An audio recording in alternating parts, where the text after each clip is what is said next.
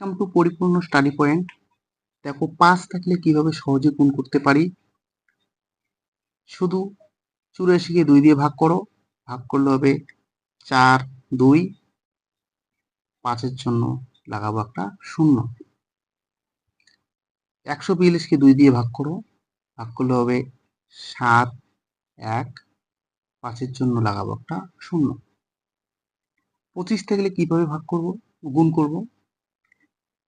72কে 4 দিয়ে ভাগ করো, 4 দিয়ে ভাগ করলে হবে 18, 25-এর জন্য লাগাও দুটি 0।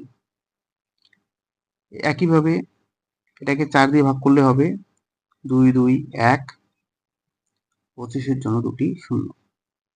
125 থাকলে কিভাবে গুণ করব, এটাকে 8 দিয়ে ভাগ করি, 8 দিয়ে ভাগ করলে হবে কত, 2, 1, 125-এর জন্য লাগাবো 3টি 0।